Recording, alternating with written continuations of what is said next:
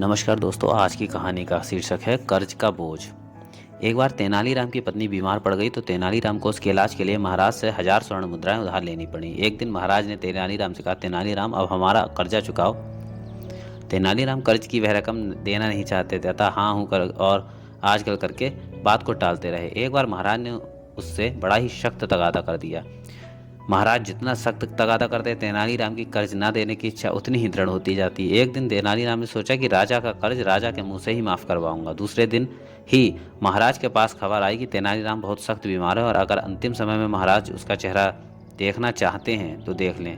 महाराज फौरन उसके घर पहुंचे, देखा कि तेनालीराम बिस्तर पर पड़े हैं और उनकी पत्नी और माँ रो रही हैं। महाराज को देखते ही तेनालीराम की पत्नी बोली, महाराज यह बड़े कष्ट में है, इनके बचने की कोई उम्मीद नहीं है, मगर कहते हैं कि जब तक मुझ पर राजा का उद्धार है तब तक मेरे प्राण आसानी से नहीं निकलेंगे। महाराज की आंखें भर आईं। वह बोले, तेनालीराम मुझे तुम्हारी मृत्यु का दुख तो बहुत होगा, तुम्हारी कमी मेरे जीवन में कोई पूरी नहीं कर सकता, मगर मैं तुम्हें इस प्रकार कष्ट भोगते भी नहीं देख सकता। मैंने तुम्हारा कर्ज माफ़ किया तेनालीराम, सच तो यह है कि ये मुद्रा मैं वापस लेना ही नहीं चाहता था। मैं तो कर्ज का तगादा करके यह देखना चाहता था कि देखें इस कर्ज से तुम किस प्रकार मुक्ति पाते हो।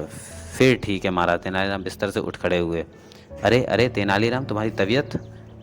बोझ से मर रहा था, किंतु अब जब आपने कर्ज माफ़ कर दिया है तो कैसा मरना। आप धन्य हैं महाराज, जो आपने मुझे असमय ही मरने से बचा लिया। मैं तो चाहता हूँ कि मैं जन्म जन्म आप जैसे कृपालु राजा की सेवा करता रहूँ।